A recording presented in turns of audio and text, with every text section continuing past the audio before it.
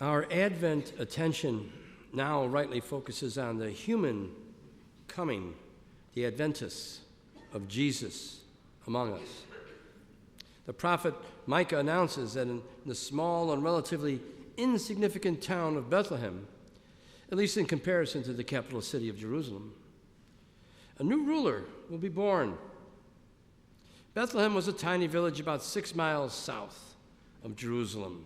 It was the birthplace of King David of the tribe of Judah. David, he was the youngest and least significant son of Jesse. Despite this, he was chosen by God to be the king of all of Israel. The prophet Micah prophesies that another will be born in Bethlehem, who will become the long-awaited ruler and the shepherd of God's people. Matthew and Luke both include the infancy accounts of Jesus' birth in Bethlehem in their Gospels. Jesus' humanity is linked to the city of his human ancestor, David, in the fulfillment of the prophecies by Micah.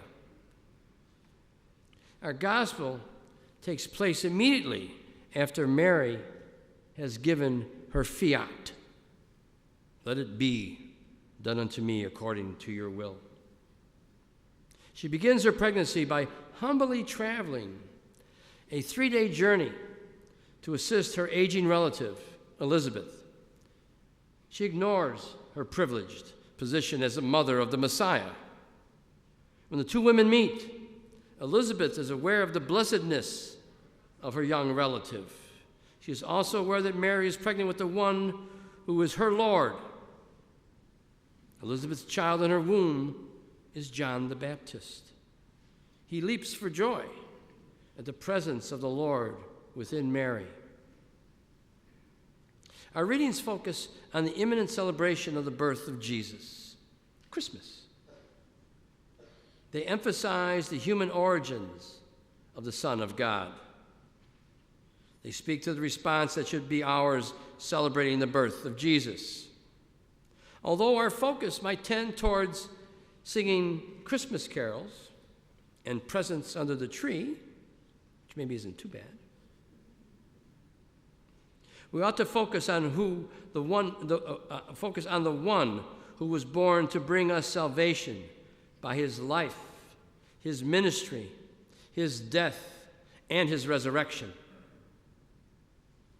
He did this by total obedience to the will of his Father and complete service to others. The importance of Christmas is that Jesus is truly human and truly divine. In being both God and human, Jesus is able to unite us humans with God the Father, with Jesus Christ himself, and with the Holy Spirit. We must follow the example of obedience and service manifested by Jesus and his mother. Mary, his mother, reflects this same attitude. It is her willingness to accept God's plan that enables Jesus to be conceived in her womb. As we focus on Jesus' presence with us, we realize that we are called to bring forth Jesus to others in our acts of service. People need to be visited, as Elizabeth was by Mary. Each of us are called and empowered by God to use the gifts that he has given us to reach out and proclaim the good news to others. Our compassionate deeds will make people aware that they are blessed by God.